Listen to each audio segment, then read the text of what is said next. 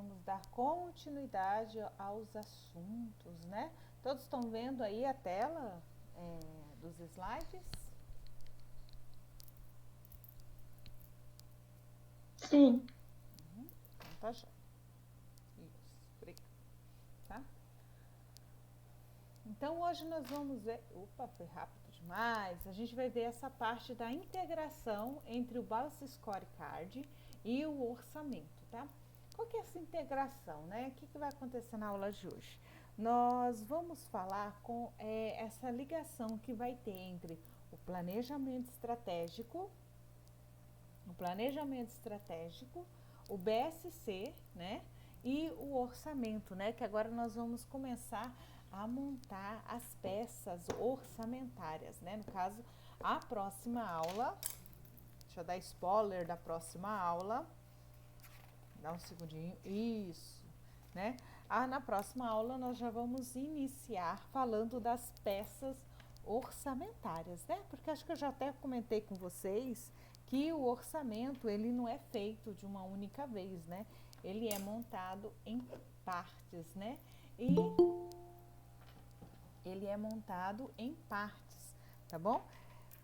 Por isso que a gente também vê inicialmente nós iniciamos vendo toda essa parte do planejamento estratégico, porque ela é essencial na hora de se montar o orçamento nas organizações, tá bom?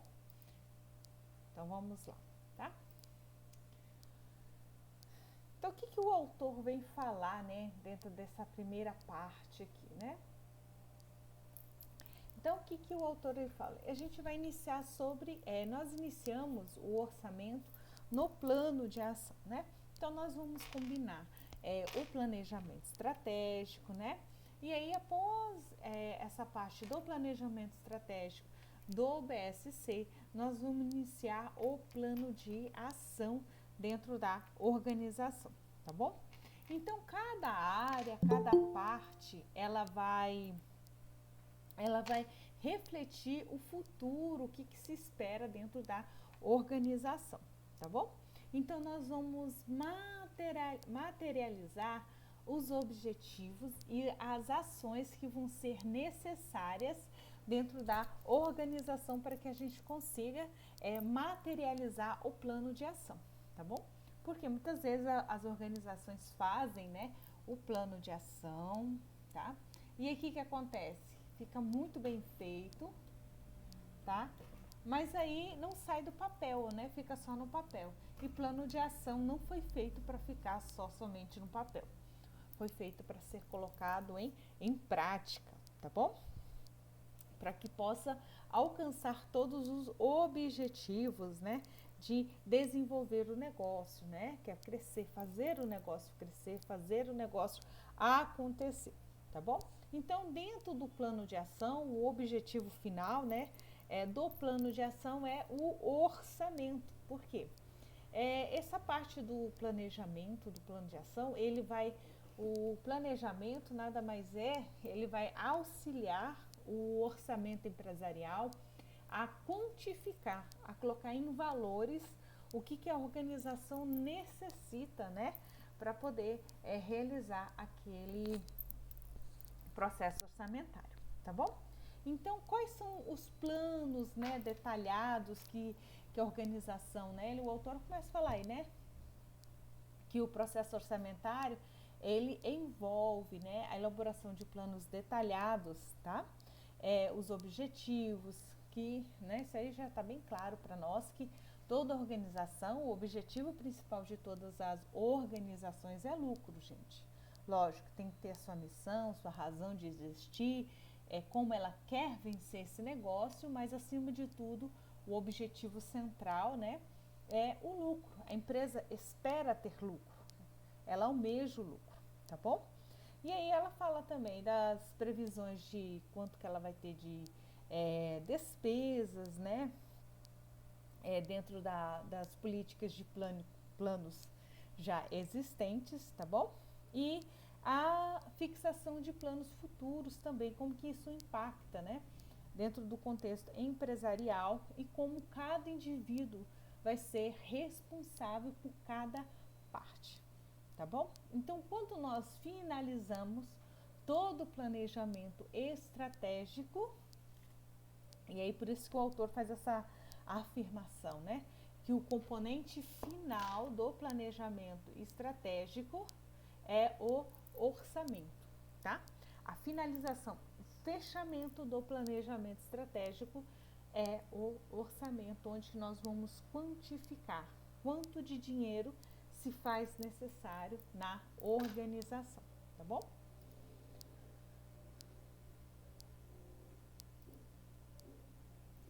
E aqui eu trouxe duas, né, duas definições, tá?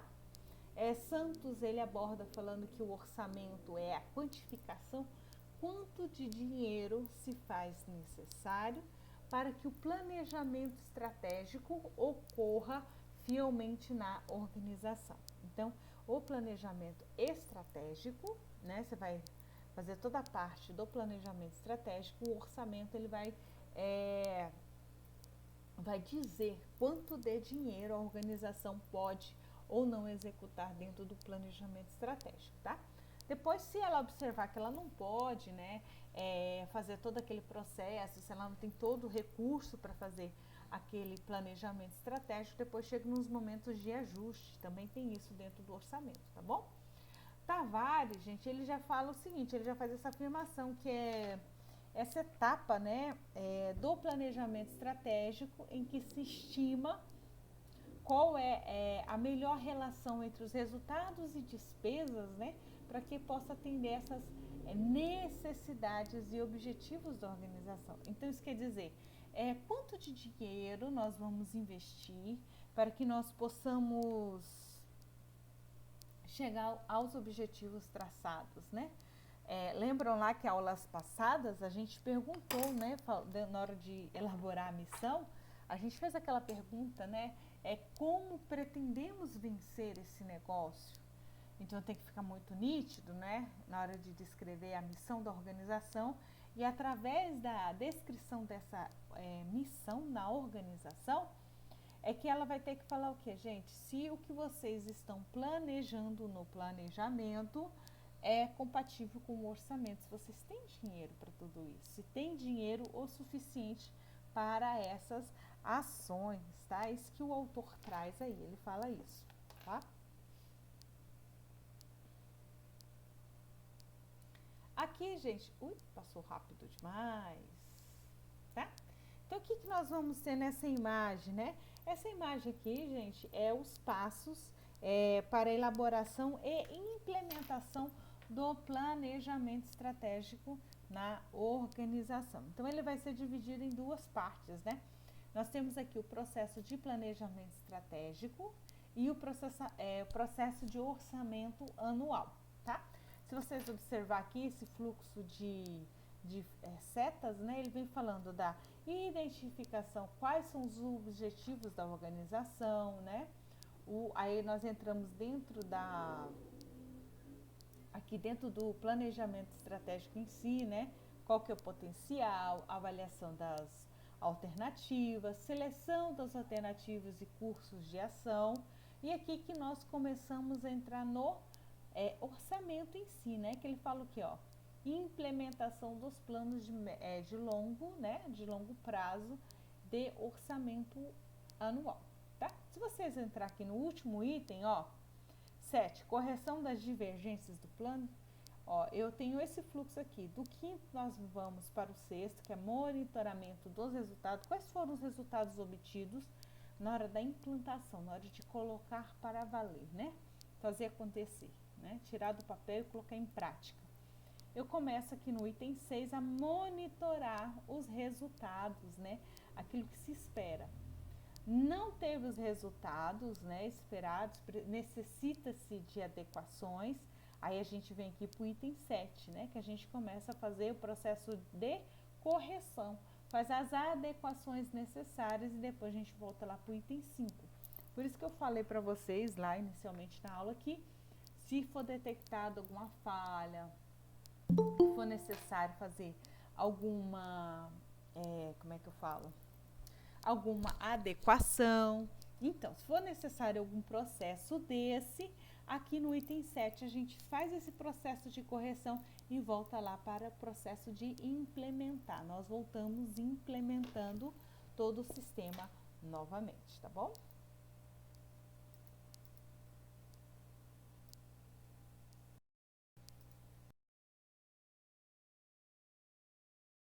Então, tão quietinhos hoje.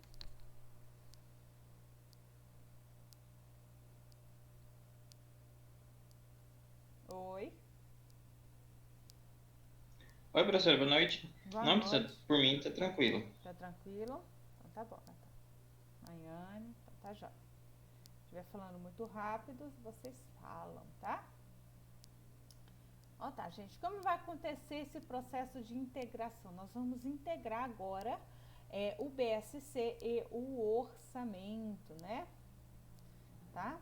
Então, Campton e Norton, ele fala o quê, gente? Que quando se inicia esse processo de implementação entre o BSC e o orçamento, precisa haver um processo de conexão primeiro, né? Um deve estar conectado ao outro, tá bom? Então ele fala o seguinte, que o BSC, com essa integração, né? Esse processo de integração, ele fala que é um novo sistema para a gestão estratégica. Então ele auxilia todo o processo de gestão estratégica da organização, tá bom? E aí ele fala o que, né? Todo esse processo, a gente tem que fazer todas essas conexões, tanto entre a parte do planejamento estratégico, do BSC e do orçamento, tá bom? Então é o que? A gente vai ver na próxima imagem, eu vou explicar para vocês como ocorre, né, essa integração entre BSC, ou planejamento estratégico, BSC e orçamento, e como ocorre um processo chamado de lupo duplo, tá? Como ocorre esse processo. Ele é muito importante, tá? Dentro das organizações, que ele é o pontapé inicial para um processo de ajustes, né? Você não tem como parar a empresa, parar a organização, né? Tipo, opa, vamos fechar as portas aqui para poder organizar as coisas. Não, porque a empresa continua funcionando e vocês têm que fazer os ajustes necessários durante esse processo, né? Ela funcionando e fazendo esse processo de ajuste, tá bom? Então, isso quer dizer, Campbell e Norton, ele aborda que o orçamento, gente, ele é necessário em todas as organizações, tá? Então, o BSC, ele vai ser o ponto de partida, o início, para definir todo o processo orçamentário. Definir e redefinir, tá bom? E aí é onde que as metas, né, vão ser alinhadas com os indicadores, né, os indicadores estratégicos da organização, tá bom? Deixa eu mostrar aqui a próxima imagem, para vocês vão compreender melhor, né? Tá? Então vamos observar aqui, vamos observar as setinhas em vermelho aqui, né? O primeiro lupo que a gente começa a falar é o lupo do aprendizado. Então a gente vai fazer essa ligação entre a estratégia e o BSC, tá? Então o que vai acontecer? Revisão da estratégia, atualização da estratégia, tá? Então que primeira parte eu vou fazer isso, tá? Então dentro do BSC vai ter o quê? As metas desafiadoras, o plano de ação que é de 3 a 5 anos, tá, gente? Ninguém faz plano de ação para um ano só dentro de uma organização. É de 3 a 5, e aí por quê? Durante esse período pode haver adaptações, é mais fácil fazer esse processo de adaptações, tá bom? Então, o que vai acontecer? Então, vai acontecer uma integração aqui entre a estratégia e o BSC. Então, a estratégia vai alimentar o BSC com as suas informações, tá bom? O segundo aqui, a segunda parte, né, nós vamos fazer essa conexão entre o BSC, porque primeiro o BSC ele absorveu as informações da estratégia. Depois que ele absorveu essas informações da estratégia, o BSC começa a alimentar o orçamento em si, né? Então ele vai fazer essa conexão entre a estratégia e o orçamento, tá bom?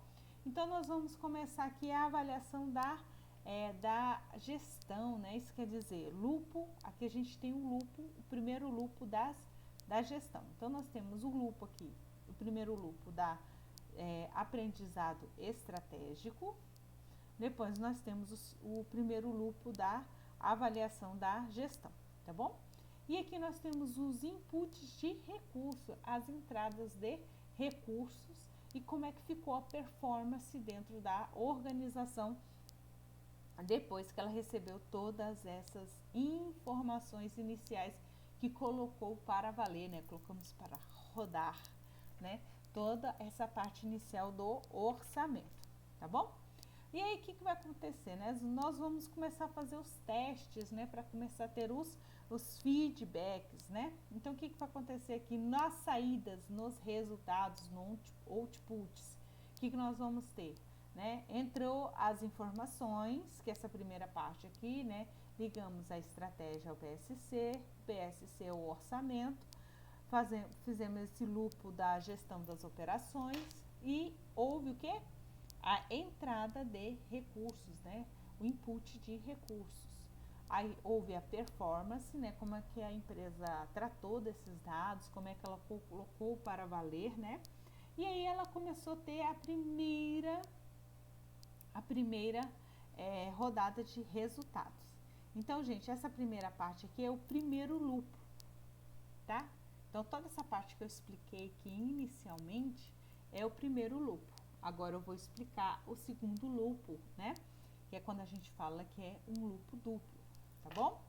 E como é que inicia aqui o lupo duplo? Eu vou iniciar analisando, avaliando os resultados obtidos, tá bom? Eu vou fazer uma avaliação. A avaliação, gente, vai gerar relatórios para a organização, tá? E aí, o que vai acontecer? Vai acontecer prestação de contas, reuniões gerenciais, feedbacks estratégicos, tá bom? E aí, o que vai acontecer? Se for necessário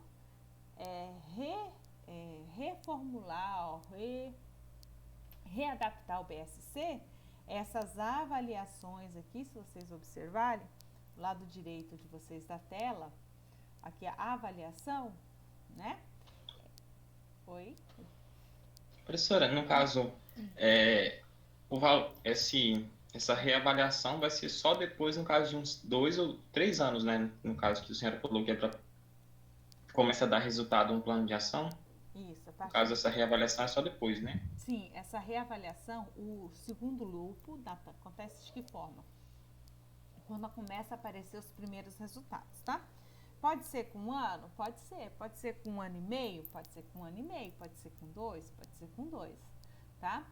Não tem um padrão aí, porque tem empresas que esse resultado acontece mais rápido e tem empresas que são mais devagar, tá? Por que eu falo que depende, né? Fica meio vago, né? Mas depende do ramo de atuação, tá? Se a gente estivesse falando aqui de uma empresa de marketing de mídia digital, ou que ela trabalhasse só com velocidade de informação na internet, por exemplo, esse lupo aqui com 6 meses se daria, esse lupo duplo aqui. Entendeu, Natan? Com 6 meses, por quê? A informação está assim na internet, rapidamente, né? Nas organizações que são físicas, né? Que vai acontecer? Ela vai demorar um pouco mais, também dependendo do tamanho que ela é, né? Se a gente estivesse fazendo esse tipo de avaliação, né, de implementação, por exemplo, num grupo, no Italac, por exemplo, né? Aí de Jaru, os primeiros resultados a gente, com menos de 2 anos, a gente não veria, entendeu? Pelo volume de negócios que eles fazem. Ah, sim, entendi. No caso, o volume de tempo, né? O tempo e o volume de consumo, assim, no caso dos suas mercadorias, com o tempo que vai levar para você conseguir, né? girar o seu produto. Mais ou menos isso, acho que. Isso mesmo, tá?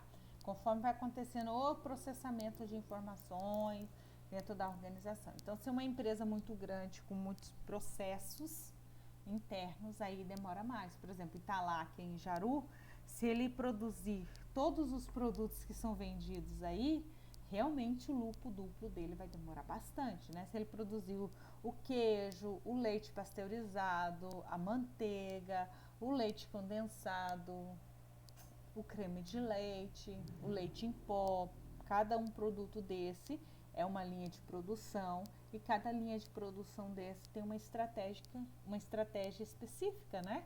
E todas elas têm que ter estratégia, tem que fazer essa integração no BSC e ir lá para o orçamento da organização. Entendeu? Ah, sim, entendi. Entendeu? Então tá bom.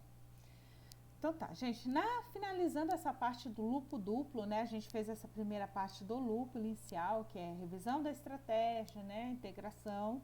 E aí a gente vai lá, saiu os resultados, a gente vai para a parte da avaliação, que é fechamento de circuito, né? Que tá aí na imagem, né? Que inicia o lucro duplo, tá bom? Que é o feedback estratégico, reuniões, prestações de conta, tá bom? E quando a gente volta, se for necessário voltar lá na estratégia, fazer ajustes na estratégia da organização, que aí a gente começa a fazer o quê? Esses testes, né? Testes de causa e efeito, fazemos sistemas analíticos, simulações dinâmicas, né? Testes de hipóteses e volta lá para a estratégia. Então, a gente completou um loop inteiro, ok? Quando é que inicia o lucro duplo? Vamos lá. Aí você fez essa parte todinha de revisão, gente, aí inicia de novo.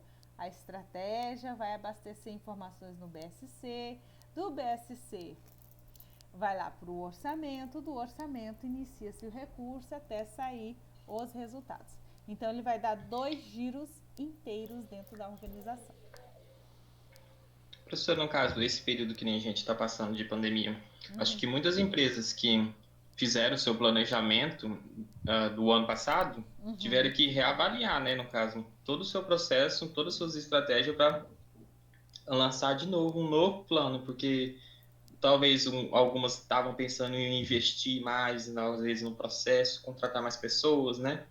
Então, aí teve que dar uma segurada, né? Teve que recalcular todos os seus planos e avaliar o seu orçamento, né? Sim, Natan. Porque assim. Professor, igual o Nathan estava falando, o ano passado o pessoal aumentaram a produção de ovo da Páscoa. Aí eles já diminuíram a quantidade que eles tinham aumentado no ano passado. No caso que 2019 foi o maior lucro que eles tiveram em vendas de ovo da Páscoa. Aí eles acharam que 2020 seria a mesma. Só que como teve a pandemia, não foi muito vantajoso. Por isso que os preços do ovo da Páscoa estão um absurdo. Sim, então. Só tá fazendo mesmo. Esse ano o coelho da Páscoa morreu de Covid. Morreu de Covid, né? Camila, eu fui num supermercado lá em Paraná, precisei de sair para fazer compras, fui lá em Paraná fazer compras, né? Aí eu escutei uma pessoa pegando um ovo de Páscoa, até brincou, falando bem assim, gente, é um ovo da Páscoa que vem a barco. Assim, gente, só pode estar vindo um botijão de gás dentro desse ovo da Páscoa, porque pelo valor que estava, né? Um ovo de 85 gramas custa mais de R$100. Aí a pessoa ainda brincou que estava do lado, falou assim, não, deve estar vindo uma botija de gás aqui dentro, só pode, de brinde, né? Porque o valor está muito alto. Então, o preço está muito alto, não o valor, né? É diferente isso aí. Então, assim, como o Nathan falou, você falou, Camila, o que aconteceu? Nesse período de pandemia, muitas empresas teve que se readaptar, né? Lógico, teve empresas que iam contratar, demitiram, tem outras que reduziram a jornada de trabalho, outras que entraram em programas específicos do governo para poder manter, né, o mínimo da quantidade de funcionários para elas se tornarem ainda operacionais. Tanto se vocês observarem aulas passadas, a negociação com a Natura comprando a Avon se iniciou, se eu não me engano, em 2018 e a previsão era de terminar as negociações no início de 2020, né? E aí, por causa da pandemia em si, as negociações de fechamento de compra da Natura pela Avon só se finalizaram, se eu não me engano, foi final do ano passado, início desse, tá? Ela se tornou a terceira maior empresa da América Latina de produtos, né, de cosméticos dentro dessa segmentação. Então, assim, realmente influenciou muito e ficou pior ainda para as organizações que não tinham nenhum tipo de planejamento estratégico, tá? Isso aí eu garanto para vocês que quem não planejou ficou pior ainda, porque já estava um barco à deriva, sem planejamento ficou pior ainda, tá bom? Gente, ficou clara essa parte do lucro duplo? Ou posso continuar ou tem mais alguma dúvida?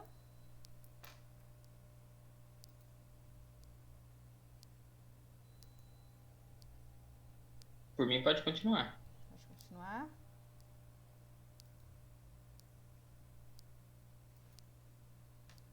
Então, tá bom.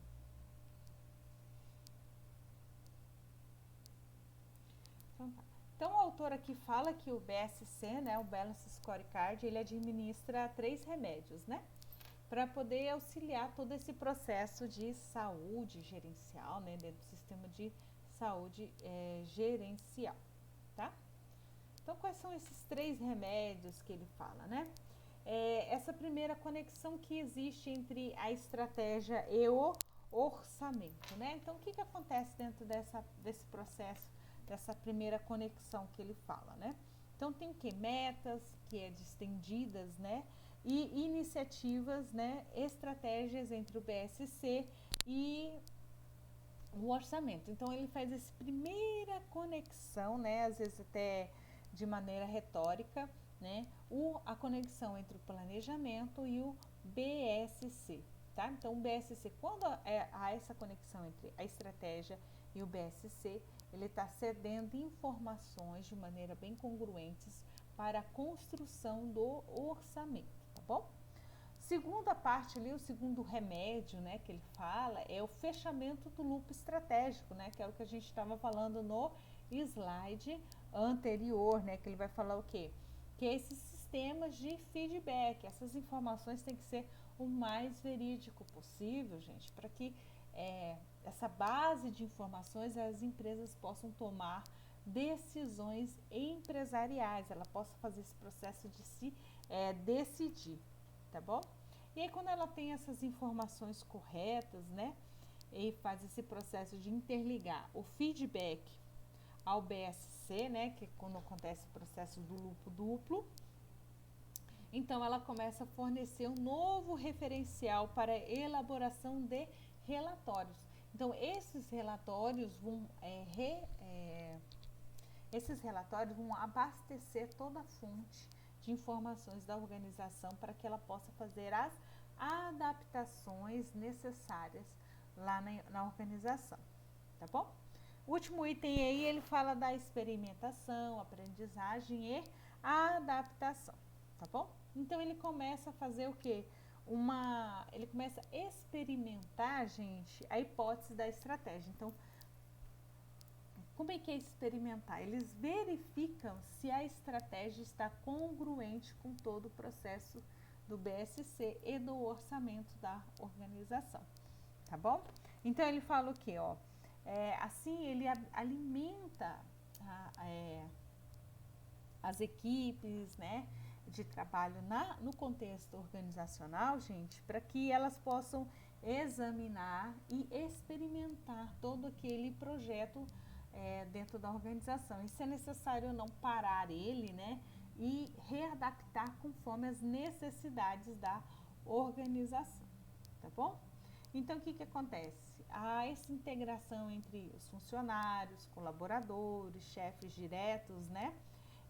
Para que eles possam auxiliar dentro desse processo de estabelecer metas orçamentárias, tá bom?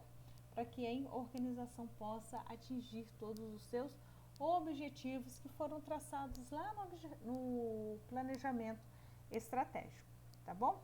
E aí, como é que pode ser traçada essas metas, né, dessas responsabilidades?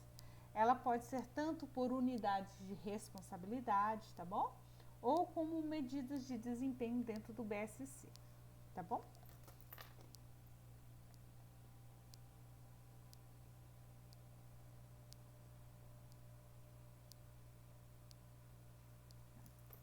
Como é que ocorre, então, esse processo de acompanhamento do planejamento estratégico, tá? Do planejamento. Primeira parte, ele fala aqui de um controle estratégico, né? Porque, gente, para a empresa se manter, né, no foco daquilo que foi determinado para ela na organização, ela tem que definir e monitorar, gente, todos os fatores, né, que foram definidos, né, como fatores chaves para o sucesso da organização, tá bom? Então, a ideia central dentro do controle estratégico, que se gira dentro dessa ideia central do controle estratégico, é manter a empresa, gente, na direção daquilo que foi traçado dentro do planejamento estratégico, tá bom? Então, ele fala, é manter a empresa na direção do qual ela foi traçada, tá? E monitorar se está acontecendo ou não esses progressos, tá? Ou indicadores estratégicos, né? Tá? E aí ele fala que nós e vocês, futuros gestores, podem utilizar de 4 alavancas, né? Que pode fazer esse processo de alavancagem básica, né? Dentro desse controle estratégico. Primeiro ele começa falando dentro desses sistemas de crenças, né? O que é sistemas de crenças? Promover valores, finalidades, né? E direção para a organização. Quando ele fala de prover valores, gente, muitas organizações querem o lucro a todo custo, né? De qualquer forma, a todo custo, né? Então, toda organização ela tem que ter o seu valor, né? O que é esse valor? Será que é correto? É uma postura ética? Eu chegar ao lucro de qualquer forma, de qualquer maneira, né? A força, né? Tá? Não é que eu estou questionando se é ético ou não ter lucro. É muito ético ter lucro. Mas qual é a forma pela qual a organização chega a esse lucro? Né? Ela está agindo de maneira ética para chegar a esse lucro, né? Desculpa a brincadeira, né? Brincadeira. Será que ela está pondo água no leite para poder fazer render mais, para ter um volume maior, tá? Então ela tem que avaliar todo esse sistema delas de crença. O que é valor, né? Para a organização, né? Ser conhecida com a que vende ser a mais barata ou que tem o melhor produto, o melhor serviço, né? Quando eu falo assim, gente, também, lógico, a gente avalia todo o perfil do cliente que vai lá, mas nunca é bom para a organização ter a imagem que ela é uma empresa desonesta, tá? Isso nunca é vantajoso, né? Então, quanto melhor for a imagem da empresa no ambiente que ela atua, melhor é. Quem quer falar alguma Professora, coisa? no caso, contando um caso, meu pai tem uma moto, uma bis, né? Era ele que ele usava bastante. A gente já abastecia num certo posto aqui da cidade. Aí ela começou a dar muito problema, o motor afogar, dando problema demais, não funcionando. Na hora que a gente para estacionar no sinal, ela de repente afoga. Aí tá. Aí meu pai levou, trocou umas peças, mas aí o mecânico falou que era a gasolina que abastecia com não ser o composto ideal para o motor, né? Tinha algo a mais na gasolina. Acabava que o motor não tinha força e tava dando uns problemas. Aí a gente trocou de posto, né? Então aí parou com esse problema. É bem triste, né? Saber que tem em alguns setores que mistura, né, a composição para ficar mais barato. Sim, ficar mais competitivo, né? Nossa, vou ter maior margem de lucro, né? Uma coisa que vocês podem observar aí, já que o Natan tocou no tocante da gasolina, por exemplo, o governo federal isentou, né, os impostos federais sobre a gasolina, né? Vocês viram essa matéria? Sim, eu vi.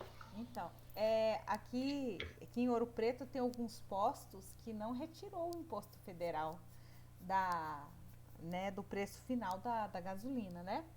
E aí alguns moradores aqui da cidade começou a exigir nota fiscal, cupom fiscal, e começou a dar problema para alguns postos de gasolina aqui da cidade, porque lá no cupom fiscal sai quanto de imposto que é estadual e quanto é da esfera federal, né? E o caldo meio que, né, ficou um pouco complicado, vou pôr assim, para a Aí empresa. complica, né, professora? Sim, Se tá zerado, como é que tá calculando eles ali? sim, só para Eu vi uma você. notícia também, o Procon de Porto Velho Uhum, tava vistoriando e uhum. questionando por que os postos de Porto Velho não tiraram o valor. Aí eles falaram que não tinha como responder, eles não tiveram resposta para isso.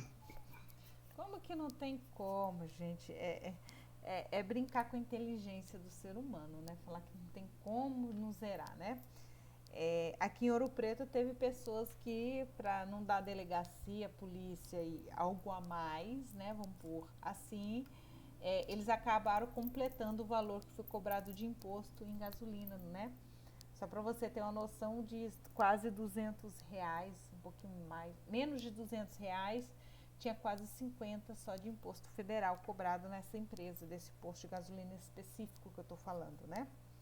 Então ele estava perdendo o quê? 25% quase do que ele abasteceu, estava ficando em impostos que foram retirados, né, da população. Então ele exigiu e conseguiu, né, porque é um direito nosso, né? E É bem triste mesmo. É aí que a gente prova, né, esse valor que a empresa tem, os seus valores, sim, se são éticos ou não. correto. Tá competitivo o mercado? Tá difícil de se manter no mercado? Ok, eu também concordo com isso. Mas tem maneiras honestas de se manter no mercado, né? Dá um vale-ducha pro seu cliente. Será que não tem nenhum jeitinho de você dar um vale-ducha lá? Abasteceu a partir de X, você ganha um vale-ducha? Gente, às vezes você fala, tô sem ideias para o meu negócio, né? Do que inovar. Dá uma olhada lá no seu concorrente, por que ele está tendo mais clientes que você? Né? Pode ir lá copiar, não tem problema não tem nenhuma legislação. Assim, lógico que você não pode copiar nitidamente, né? Fazer um Ctrl-C, Ctrl-V. Mas vai lá dar uma olhada na ideia do seu concorrente, ver o que ele está fazendo, que ele está se sobressaindo, né? Seus clientes estão te abandonando, né? Não está errado não.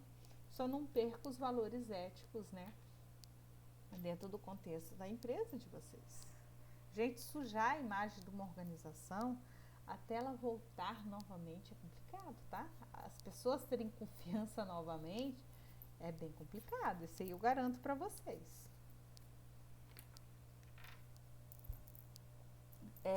Continuando aqui nas alavancas, né, que a gente tem, sistemas de crenças, sistemas de fronteiras, né, que ele vai estabelecer, gente, limites para cada ação dentro da organização, tá bom? Quarto e último ali, e sistemas de controle, né, e diagnóstico, tá bom? Que são sistemas mais convencionais de acesso aos feedbacks. E faltou digitar um, tá, gente? Faltou digitar aqui os sistemas de controles interativos, tá bom? Sistemas de crenças, sistemas de fronteira, sistemas de controles e diagnósticos. E aqui faltou uma quarta alavanca que a professora esqueceu de digitar ali, que é a de sistemas de controle interativos, tá bom? Então, o que vai acontecer? A solução, muitas vezes, gente, não é somente equilibrar, tá? É toda a tensão que existe entre todos os gestores, né? Dentro da compreensão de todos os sistemas que acontecem no contexto organizacional, tá bom? Mas também, principalmente, como todos esses sistemas acontecem efetivamente na organização, tá bom? Por quê? Essas 4 alavancas, quando elas estão alinhadas, né, elas trabalham simultaneamente na organização e proporciona propósitos diferentes dentro dela, tá bom? Ela vai atender necessidades diferentes, tá bom? E aí ele fala o seguinte, né, dentro desse último item aqui, né, fatores críticos do sucesso, né, eles são comunicados e monitorados, tá? Para quê, gente? Para que possa se começar a discutir quais são as incertezas, né, dentro do controle estratégico, né? A Camila falou uma coisa que bem interessante, né? Falou, em 2018 a indústria de ovos de Páscoa teve uma alta lucratividade, ela projetou 2020, né? Ninguém tinha uma bola de cristal para saber essa questão de pandemia ou não. E no ano de 2021, as indústrias de ovos de Páscoa, com certeza, elas já orçaram todas essas incertezas, né? Será quantos pais de família estão, né, igual eu vi nesse mercado, né? Nesse dia eu estava, estão dispostos a dar mais de R$ 80? Isso, em 2019, né? Teve maior lucro, em 2020 nem tanto, né? Então, será quantos pais estão dispostos a dar quase R$ 100 em um ovo de Páscoa de 80 e poucas gramas, né? Se não me engano, era 85 gramas. Agora eu não me lembro. Qual é a viabilidade? Se a gente olhar o contexto do que a gente está inserido hoje, né? Se for uma família que só tem um filho, né? Talvez há essa possibilidade desse ovo de R$ 100. Mas se for uma família que tem 2, 3... Eu ia falar, professor, se for da classe média, classe baixa, a pessoa, em vez de comprar o ovo, vai comprar um pacote de arroz, pacote de feijão, e olha lá, der para comprar carne. Sim. Se não der, é só isso, é o básico. Sim, né? Porque, lógico, tem os custos de manuseio, de produção, né? Por isso que os ovos de Páscoa são muito mais caros, né? Mas aí a família vai ter que fazer esses cálculos, né? E aí eu achei bem interessante, a pessoa falou, nossa, parece que vem uma botija de gás aqui de brinde, né? Por R$ 100, né? O ovo lá da Barbie, acho que era da Barbie, gente. Então, assim, será que todo mundo vai ter esse valor para poder estar investindo, né? Então, assim, é algo de questionar. Então, as organizações têm que também, dentre os fatores críticos do sucesso, discutir essas incertezas estratégicas, né? Será que eles fizeram uma grande quantidade desses ovos de R$ 100? Ou eles vão fazer uma grande quantidade daquele ovo do menor valor, né? De menor preço? Então, é a hora da estratégia ser colocada em prática e fazer os ajustes necessários para atender também as necessidades da organização, né? Porque nada mais é que a necessidade do lucro, né? Acho que, professora, não sei, que nem um ovo da Páscoa normalmente vem embalado, né, de uma forma que dá para destacar o ovo, assim.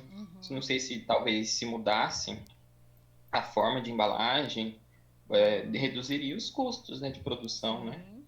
E reavaliasse a forma de produção, né? Não no chocolate para não perder a qualidade do produto, né? Sim. Mas no caso de embalagem, né? Sim. Procurar negociar com os fornecedores, né? A questão das embalagens é correto, o Nathan. É uma forma estratégica de você reduzir os seus custos, continuar competitivo e se manter no mercado, né? Reduzir qualidade do chocolate nunca será estratégico, né? Reduzir a qualidade do produto, né? Qual é a viabilidade de qual o brinquedinho que vem lá dentro, de qual fornecedor nós vamos comprar, né? Então, tudo isso tem que se reavaliar para poder fazer uma nova política de preços, né? Se você usar a lógica pelo que a Camila falou, vou comprar arroz, vou comprar feijão, vou comprar um ovo de Páscoa, entendeu? Dependendo do contexto da família, os itens da cesta básica vão se sobressair sobre os ovos de Páscoa.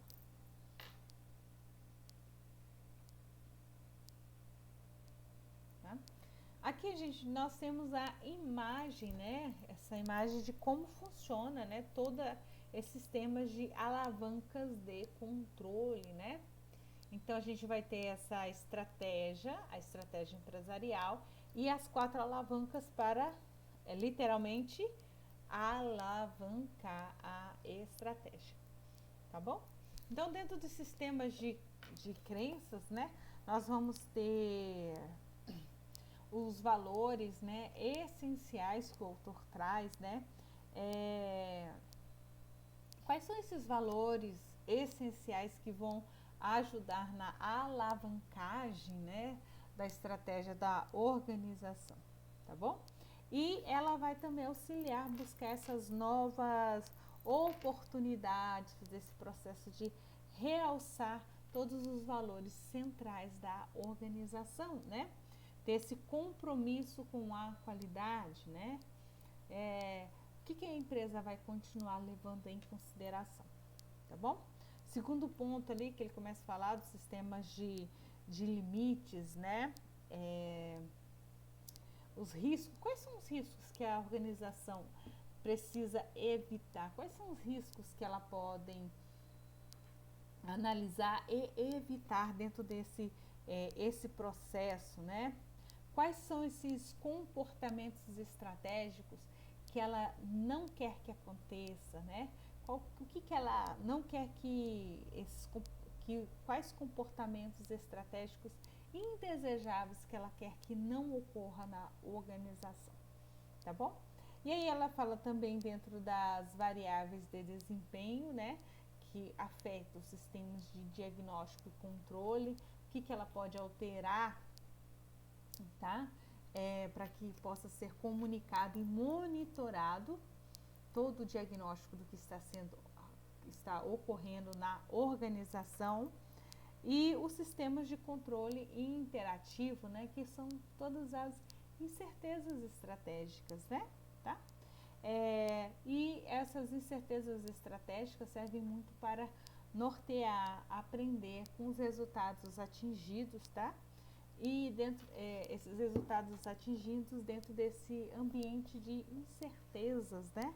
De constantes incertezas nas organizações, tá? O momento agora de Covid a organização tem que usar muito esse sistema de controle interativo, que é um momento muito forte de incertezas das organizações.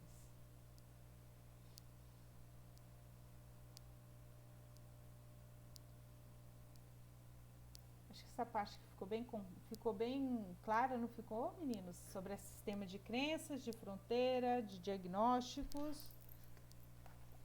Tranquilo? Tá? Então tá. E os sistemas interativos.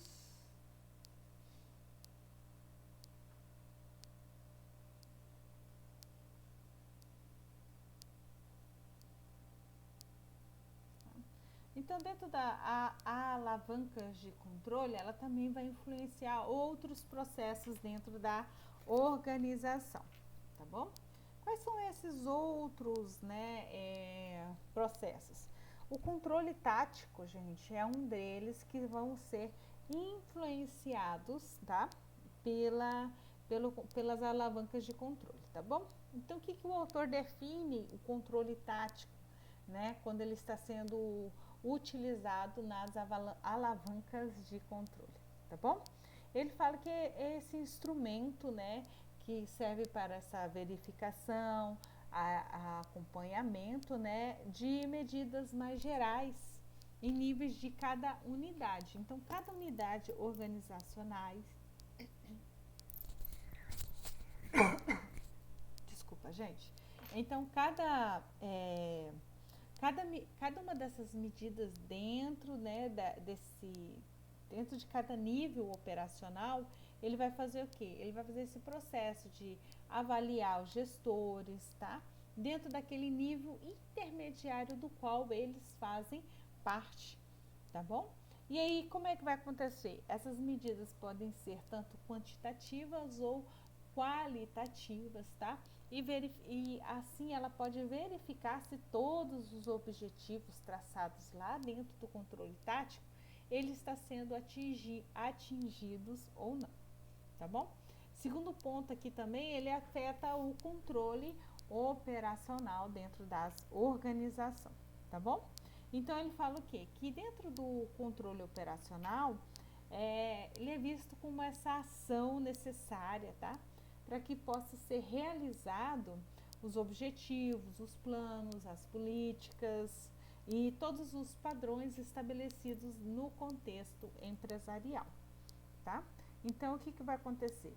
O orçamento, ele está, gente, intimamente correlacionado, associado ao controle. Não tem como ter orçamento e não ter controle das operações que são feitas lá na organização, tá bom?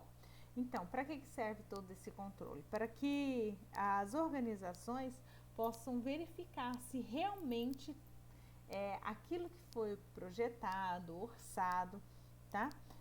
Está sendo efetivamente aplicado, tá? Na realização dos objetivos da organização, tá bom? Então, dentro da função administrativa do controle, o que o autor nos traz, né? Ele traz essa amplitude de mensurar e corrigir, tá? O desempenho de todas as atividades orçamentárias dentro do controle operacional, quando nós estamos falando das alavancas de controle, tá bom? Então, para quê, gente? Para que a gente possa verificar se toda essa parte de atividade dos subordinados, elas estão sendo atingidas ou não, tá bom?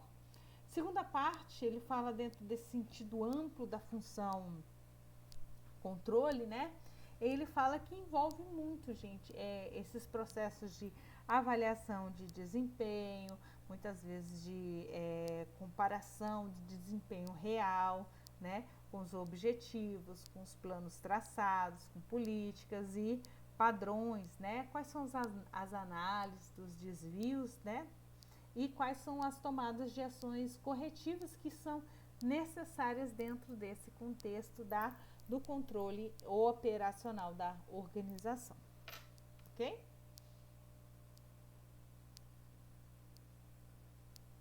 E aqui o autor também traz, gente, quais são os 10 mandamentos dentro do controle orçamentário, né? Acho que dá para vocês verem aí. Ele começa a falar o seguinte, né? Que a direção da empresa deve considerar o controle, né, orçamentário como essencial. Tem que ter essa delegação entre os executivos responsáveis, né? E eles têm que estar entusiasmados naquilo que eles estão desempenhando na organização, tá? Que o controle orçamentário, gente, muitas vezes as pessoas acabam acreditando que é um problema psicológico, né? Enfim, as pessoas fazem parte desse processo e o relacionamento delas com a organização tem que estar o mais comprometido e envolvido possível para que possa ser colocado em prática, tá bom? Aí ele fala, né, depois da implantação do sistema de controle orçamentário, ela tem que ter aquele lupo duplo, né, do qual nós falamos no início da aula, tá bom? Tem que ter também essa delegação para cada um responsável da área, né, dentro desse orçamento parcial. Por isso que nós vamos ver o orçamento em partes, em peças orçamentárias, tá? Gente, desculpa, tá? E aí ele fala o seguinte, ó, o controle, nós elaboramos o orçamento em partes, correto? Mas ele é montado e o controle é geral. Ele é feito um controle geral de todas as peças orçamentárias, tá bom? E aí ele fala o seguinte, gente, um orçamento sozinho é estéril, sem planejamento, sem a integração com o BSC, tá? A empresa não tem como fazê-lo. Se você tiver só o orçamento e não tiver nem o planejamento, nem o BSC, não tem como fazer. Por isso que ele fala que é estéril, né? Ele não tem como ir para frente, ele não vai dar frutos dentro da organização, tá bom? E aí ele fala que para completar o orçamento é necessária essa observação estatística, eu verificar sempre se todo esse processo está acontecendo conforme o esperado, conforme o orçado dentro da organização. Tá bom? Tranquilo até agora, meninos?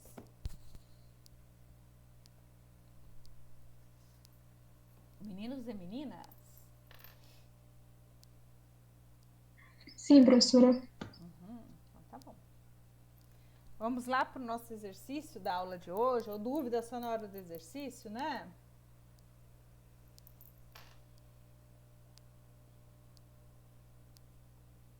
Só 4 perguntinhas, tá bom? Vou parar um minutinho só para vocês dar um print aí da tela.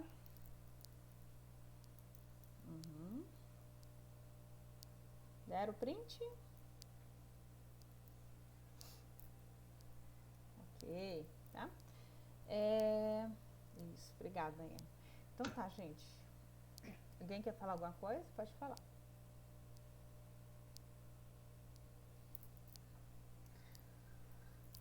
Então tá, gente, essa aqui é a atividade referente à aula de hoje, tudo que foi explicado, tá bom? E, professora, no caso, o controle orçamentário é feito, assim, ele é estudado mais no setor financeiro da empresa, né? O controle... Ou o estratégico. Então, assim. O planejamento estratégico, ele é feito pela alta cúpula, né, da administração. E o planejamento, o controle orçamentário também é pela alta cúpula, o Natan. Não é tanto pelo financeiro, porque assim, quando nas próximas aulas a gente começar a montar as peças orçamentárias, você vai compreender melhor esse processo. Por quê? Cada departamento realmente vai montar a sua peça orçamentária. Mas quem vai estar, como fala, é o dono, como é que fala? É o dono do gado que engorda o boi, como é que fala? O olho do dono que engorda o gado? Tantos ditados. Isso. É um negócio assim, né? Sou péssimo ditado, mas vamos lá. Então, assim, o que vai acontecer nesse processo?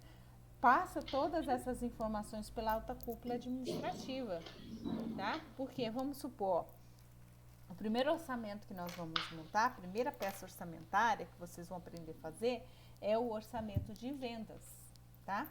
Por que é o orçamento de vendas? A partir do orçamento de vendas, a gente faz o orçamento de produção, para a gente direcionar qual é o volume de produção a ser produzido pela fábrica, ok? Ah, sim. Entendi. Eu pensei que, tipo, era o financeiro que fazia os cálculos do consumo de toda a empresa, assim, sabe? Dos recursos de toda a empresa, mas não, cada setor, no caso, faz o seu próprio inventário, assim, mais ou menos, né? Isso, mais ou menos isso sim, tá? Porque lá no final a gente faz a peça orçamentária da gestão de custos para a gente ajustar os valores, entendeu? Porque no início a gente usa um valor de referência, né? Valor de venda de referência, mas como a gente dá esse lucro duplo, a gente ajusta o valor de venda final. Por exemplo, uma empresa que trabalha no ramo de venda de eletrodoméstico. Em dezembro, a gente pode predeterminar que ela vai vender 10 geladeiras no mês de dezembro. Mas eu não posso pôr a mesma meta de venda de 10 geladeiras no mês de janeiro. Você acha que uma empresa consegue, dependendo do porte, vender 10 geladeiras no mês de janeiro? Não, né? Porque também entra a sazonalidade, né? Dos períodos de compra. Então, não dá para manter metas iguais para todos. Isso. Então, isso é um dos critérios que nós vemos dentro do orçamento de vendas. Então, a minha meta de dezembro é uma, a de janeiro para vendas é outra, fevereiro é outra, março, entendeu? A gente adapta cada volume de vendas, cada mês de vendas conforme a sazonalidade e a necessidade de compra, tá? Por exemplo, tem alguns no ramo de telefonia mesmo, né? Dos smartphones. O Natal e o Dia das Mães, o Dia das Mães é comparado ao Natal pelo volume de vendas. Compreendeu? Quem trabalha vendendo telefones, eles comparam o Dia das Mães como um outro Natal, porque muitos filhos, né, é perfil de não economizar no presente das mães. E tem algo bem notório, Esses dias eu fui numa empresa e tinha uma pessoa no telefone, uma pessoa de idade entre aspas, né? Com mais de 60 e poucos anos, um pouco nervosa porque a internet dela estava limitada. Aí eu escutei o dono falando bem assim, olha, eu vivi para ver uma situação. Antigamente, os meus clientes mais jovens que ligavam brigando sobre a qualidade da velocidade da conexão. Hoje, é meus clientes mais idosos, da terceira idade, que liga para brigar por causa da velocidade da conexão, né? Porque mudou também, né, gente?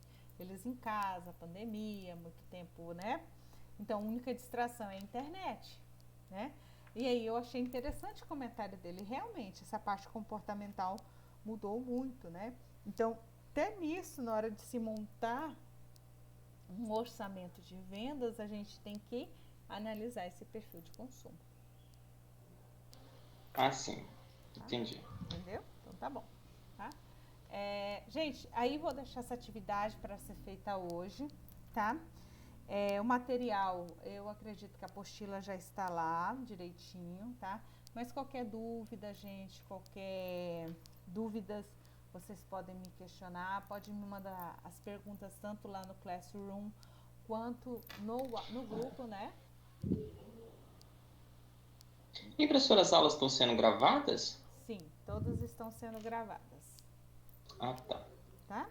Ficam gravadas, aí depois se vocês quiserem assistir, tirar alguma dúvida, tá? Pode tirar, assistir novamente, tá?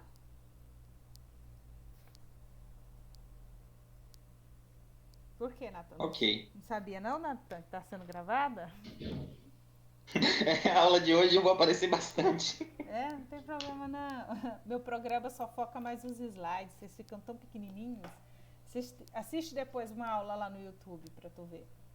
Escuta mais as nossas vozes só. Tá? Tudo bem. Tá bom? Pode ficar tranquilo. Mas se aparecer também não é ruim não, né, Nathan? Importante é a interação. Tem hora que eu pergunto pra vocês, eu lembro do professor Haroldo. O professor Haroldo fala que tem hora que ele parece estar dando aula, pergunta, vocês estão aí? Aí? Ele brinca falando, né, com a turma que ele tem. Sim, ele faz isso mesmo. Vocês estão aí? Aí, né? É bom ter essa interação com vocês, conversar com vocês, né? Pra gente também saber se vocês estão compreendendo ou não, né? E até mudar o formato da aula se for necessário, né? Às vezes eu estou fazendo esse formato de aula e eu acredito que eu estou atendendo a vocês. E aí, se vocês não comunicam, eu acho que estou atendendo e pode ser que eu não esteja atendendo vocês. Entendeu? Então é necessária a comunicação por isso. Não, mas eu acho que sua aula tem um formato bom, ideal, assim, não consome tanto tempo. Tem gente, professor, que fica até 10 horas com conteúdo maçante, e aí a gente acaba que não aprende tudo, né? Então fica Sim. assim um tempo para você as suas explicações, né? E aí a gente faz atividade. Acho que o aprendizado até que é legal. Sim. E aí, se surgirem dúvidas durante a atividade, eu continuo online da mesma forma, tá bom? E aí, se vocês precisarem de mim, pode dar um oi lá pra mim, lá no Classroom ou no WhatsApp, que eu vou responder vocês, tá bom?